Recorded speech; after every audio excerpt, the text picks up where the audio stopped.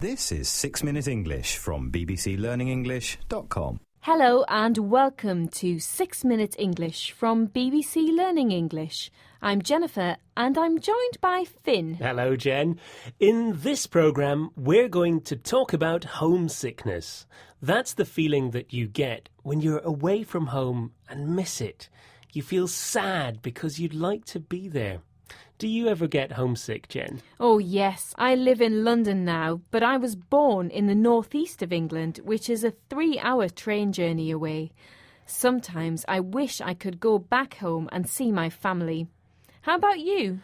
I've felt homesick when I've spent time in other countries. It's actually very common and a lot of people suffer from it.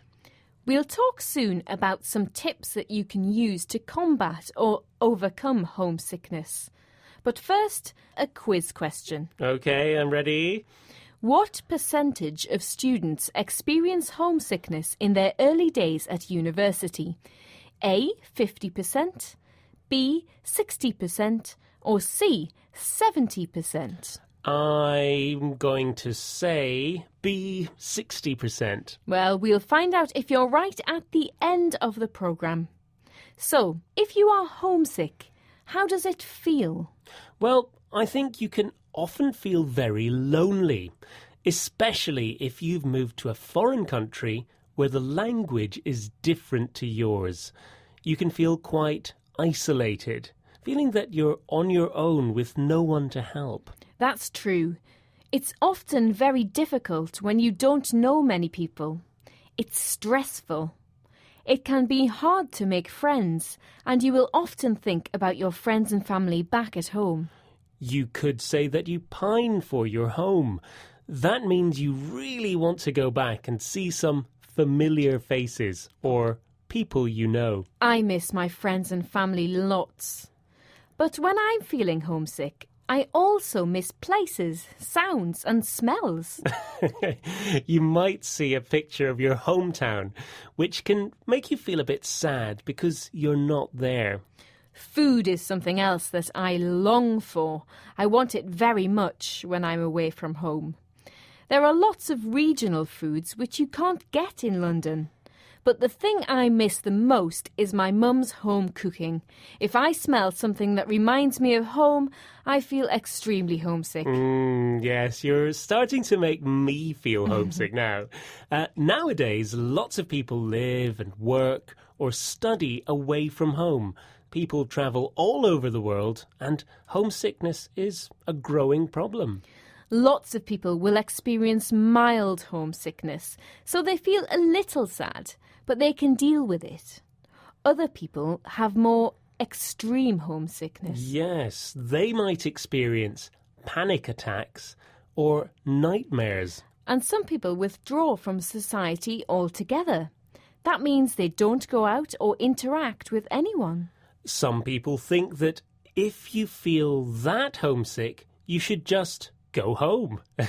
But often it's not as easy as that, especially if you're studying or working somewhere. There are ways to make it better, though. Modern technology has helped a lot of people to stay in touch with their families by using video calling software such as Skype or FaceTime. And that's a good idea because actually seeing someone talk to you is much better than just hearing them on the phone. Social media also helps people to communicate with the people they left behind. Another good idea is to meet up with expat communities. That way you can make new friends who speak your language. That can take the pressure off a little bit. It can, but it's also good to mix with locals in a new town or city. In my opinion, that's the best way to stop feeling so isolated when you're in a different place. If you're really struggling or having a hard time, you could try talking to a doctor or professional to get some advice, or even a good friend.